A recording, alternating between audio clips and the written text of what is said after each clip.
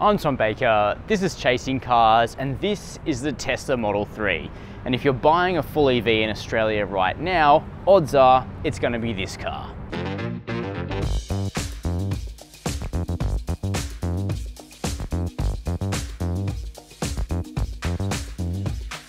That said, I can't tell you for sure how many Australians have bought a Tesla Model 3. And that's because, unlike every other manufacturer, Tesla doesn't supply their sales figures to the FCAI here in Australia. That being said, a sniff test out on the road shows that a lot of people are buying this full EV that's about the same size as a BMW 3 Series or an Audi A4. And as we'll find out in today's video, it's quite easy to understand why. Because unlike most other EVs on the road in Australia, the Tesla Model 3 actually benefits from an established and very broad infrastructure that makes living with this vehicle and charging it pretty much wherever you are actually quite easy. Plus, that isn't the only thing the Model 3 is good at. This is actually a very accomplished and well-rounded sedan, though as we'll find out in today's video, it certainly doesn't get everything right. But before we get into that, make sure you hit subscribe down below the video and the notification bell. Now, when I first saw photos of the Tesla Model 3 interior a few years ago, I really thought this was going to be a love it or hate it proposition. But after spending a week or so with the car and over 1,000 kilometers, I can now safely say this cabin is going to work for almost everybody because it's actually quite functionally laid out, even though you do interact with almost all of the features through this 15-inch slate touchscreen. Thankfully, it's been designed really well from the start in order to make key functions of this car quite easy to use.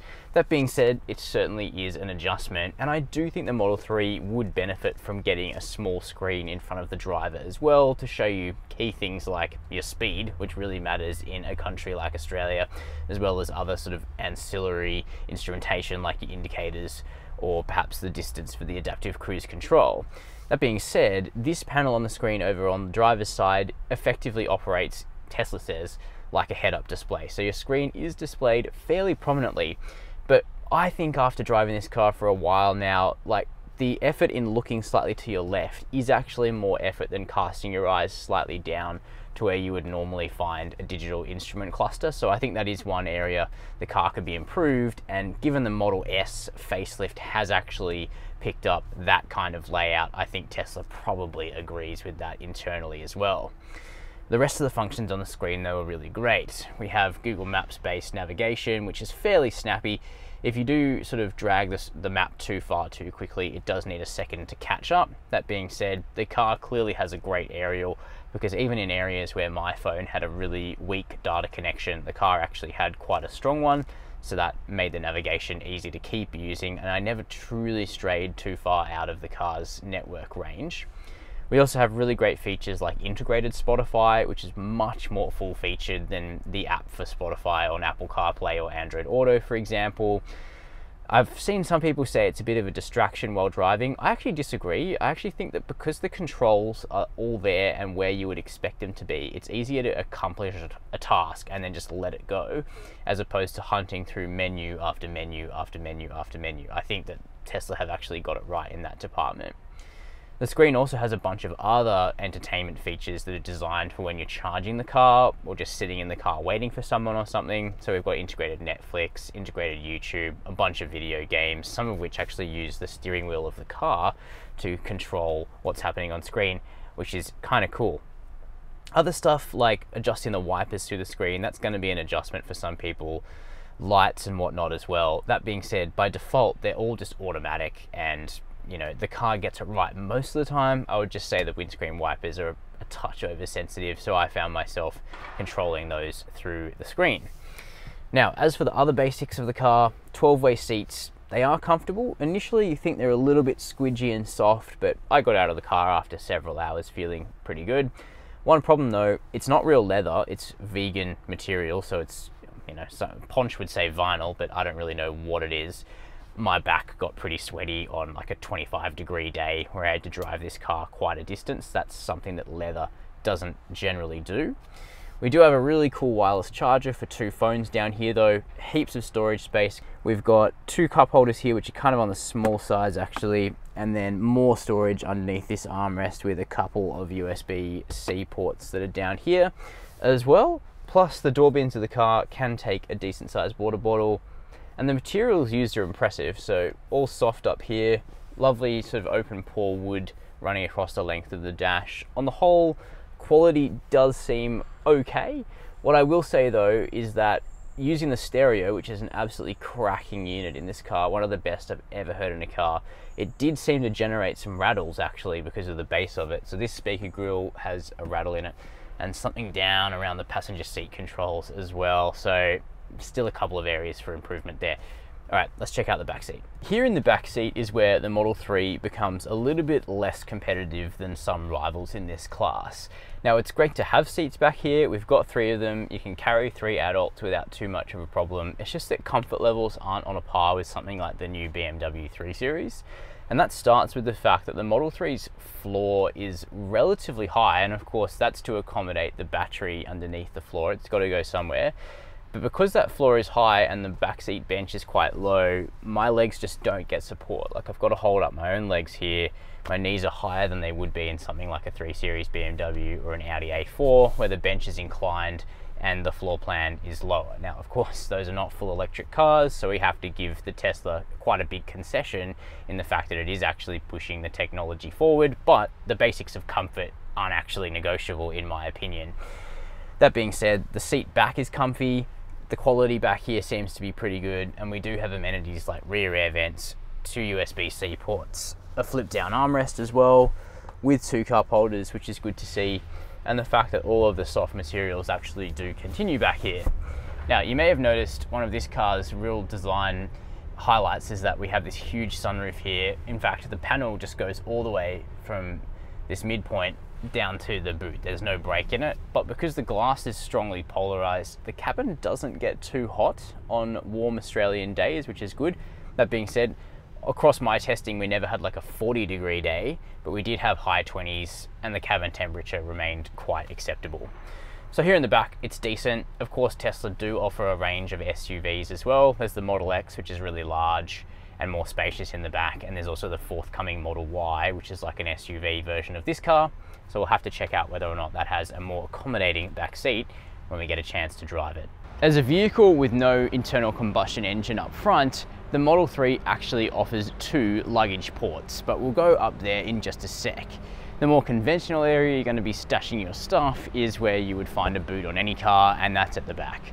For 2021, Tesla have added a power boot deck to the Model 3, so that's another thing you don't have to do yourself. And that opens up to reveal 425 litres of boot space. Now, it's actually quite practical.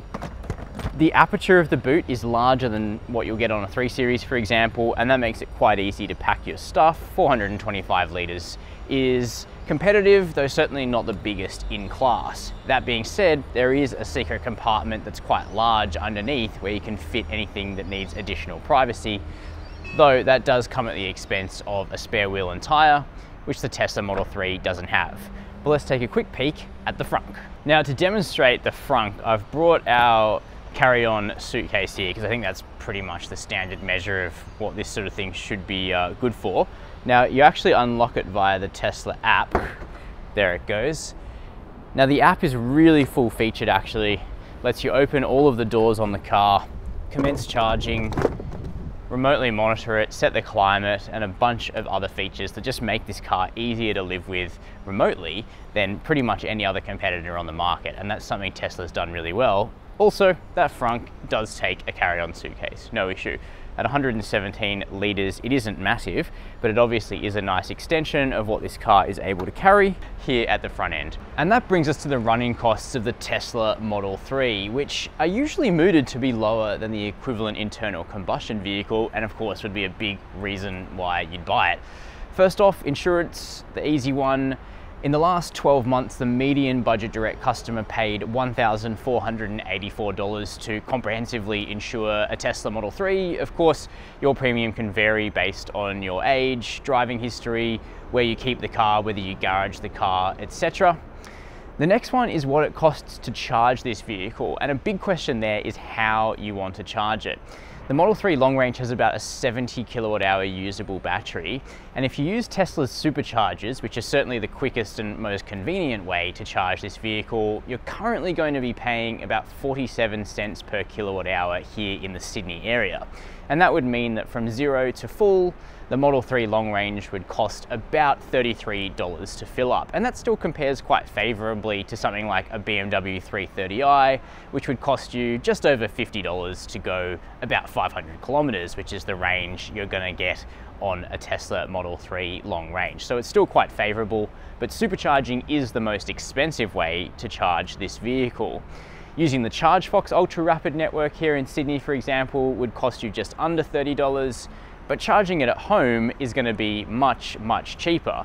A full charge at home, even on peak electricity prices, is going to cost you just under $20, but if you charge off peak, it'll be under $10. So you can see that by carefully planning when you charge this car and how you do it, you can actually keep the running costs quite low. Now, servicing, it's quite hard to pin down because Tesla say the vehicle doesn't need annual maintenance. Instead, they recommend coming in for changes of brake fluid every few years, air conditioning services every 6 years for the Model 3, and they don't quote prices on those sorts of things, but it's safe to say that the servicing costs are going to be much lower for a Model 3 compared to an internal combustion engine, which requires a lot of mechanical parts to be serviced and fluids to be changed more regularly. Now, the warranty for the car is 8 years or 192,000 kilometers, and Tesla warrant that the battery will have at least 70% of its capacity after that period.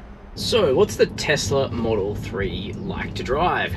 Well, the car I'm in currently is the updated 2021 Model 3 long range, and I think that's probably the variant that's going to appeal to most people considering a Model 3 here in Australia. Well, you can get into a Model 3 quite affordably with the single motor rear wheel drive Model 3 Standard Range Plus, which costs just over $70,000 drive away here in Australia. Adding the dual motors, as the long range does, really builds this car's appeal in two ways. The first is that it automatically has all-wheel drive, and real all-wheel drive. It's not like a combustion car where you have an engine up front and it has to distribute torque via a drive shaft to the rear wheels. Instead, the Model 3 long range and the Model 3 performance actually has a separate motor at the front and a different motor at the back, so it's able to much more instantaneously calculate where drive needs to be sent. And that helps given how much power and torque this car has, but also if you intend to take it to the snow, then it is going to be quite adept.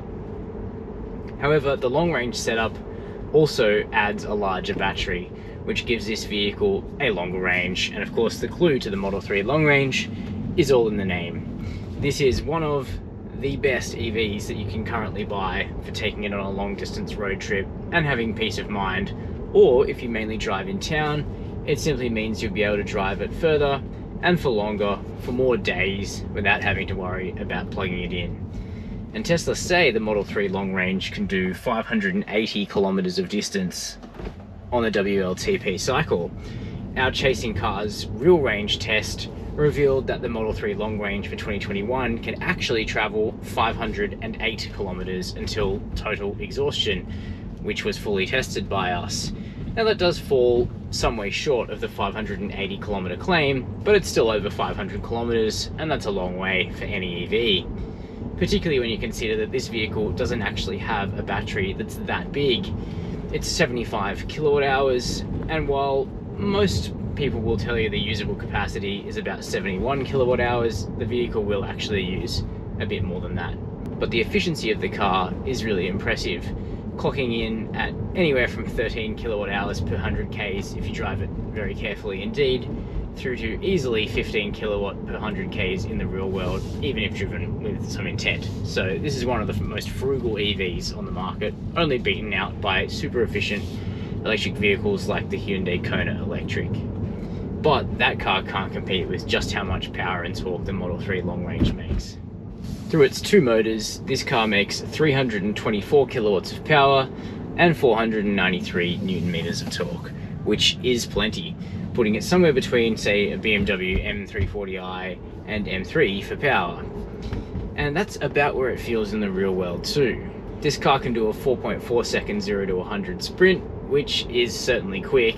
And of course, the fact that the torque in this car is instantaneous, if anything, makes it feel even faster, particularly off the line where there's no inefficiencies through a gearbox or the need for turbo pressure to build or anything like that.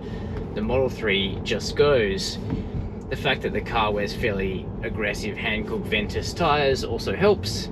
It has plenty of grip, plenty of traction, and simply it delivers remarkable acceleration. And it doesn't even taper off that much as some EVs do as they start to hit triple figures. This is a fast car any way you look at it, and it will certainly keep up on a country road. Things like highway overtaking are just so simple in a Tesla Model 3. And it's all delivered with effectively no soundtrack. Tesla don't really give the Model 3 any noise to speak of. There's a slight whine from the motors, but all in all, it's a very silent car, powertrain wise, and that makes it very relaxing to drive as well, even if the mismatch between typical sound and speed is exacerbated in this car. It's so fast and yet makes so little noise. The ride and handling are also fairly good, but not on a par with vehicles like the BMW 3 Series or the Audi A4. Partially that's a weight factor. Even if Tesla have made the Model 3 long range relatively efficient on weight, despite the fact it has a large battery, this vehicle still clocks in at fairly close to 1,900 kilos when rivals like the 4-cylinder BMW 330i or Audi A4 2-litre turbo are clocking in around the 1,500 kilo mark.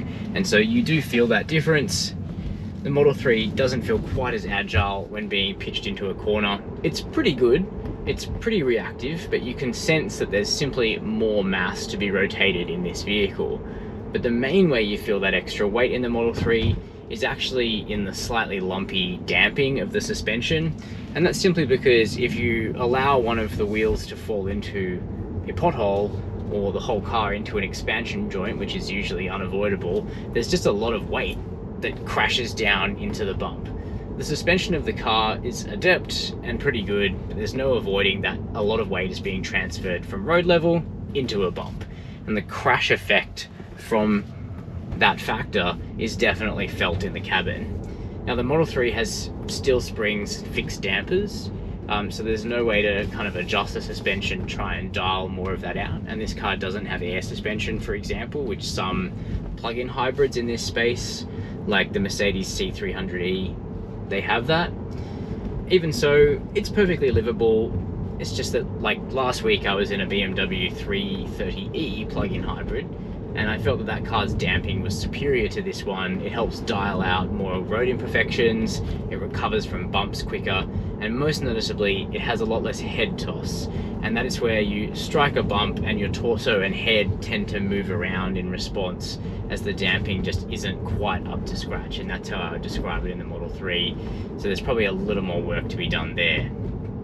However, one area that Tesla is ahead of many others in the game is in the adaptive safety technology department. Now, this car is not a self-driving car. There's no such thing as a self-driving car on the road at this point in time, though you can option the Model 3 with a 10,000 Australian dollar option that's called full self-driving. Now, full self-driving is not full self-driving.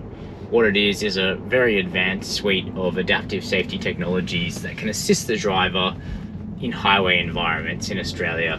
The car has very advanced adaptive cruise control and lane keeping assistance, and it can actually autonomously overtake slower vehicles in front. Now, it's awesome technology pushing the game forward, but we still are very much in the realms of semi-autonomous driving. Now, this particular vehicle I'm driving is actually not optioned with FSD, so it has standard adaptive cruise control, and it has lane keeping assistance, though it's nowhere near as strong as the lane keeping that you get with a BMW or an Audi or a Mercedes. You still effectively have to do the steering yourself, but you can enable auto steer, though I didn't find a way to prevent auto steer from disengaging when you needed to overtake a slower vehicle. You kept having to reset auto steer again, which is accompanied by a loud chime in the cabin. If somebody knows a way to do that differently, you can let me know in the comments. So those are my detailed opinions on the 2021 Tesla Model 3. Now, at over 90 grand drive away in long range form, as this vehicle is, the Model 3 isn't a cheap car. But what it does is it makes an EV that is truly easy to live with, which is pretty much only Tesla here in Australia at the moment, aspirationally affordable. I'm not going to tell you that 90 grand is genuinely affordable, but compared to something like an Audi e-tron or a Mercedes EQC, getting into a Model 3 is going to be much easier, and then living with it is going to be much easier as well. The question is simply whether now is the time to jump into an EV in Australia or not. It's easy to imagine that in 5 years from now, there'll be a significant range of competitors to this car that will be on the market, and all of that competition is going to push the industry forward even further. That being said, if you want to change over now and you want your life to be pretty easy, the Tesla Model 3, or really any Tesla model, is going to make that happen for you. Whereas with any other EV, there's going to be quite a lot more planning for longer drives that you'll need to do. On the whole though, I think the Model 3 is a pretty accomplished vehicle. Certainly the next upgrade to this car should give it more features that would help, things like a digital display for the driver inside, for example. But as it sits now, this is a good car. I'm keen to know your views though. Let me know down below the video in the comments.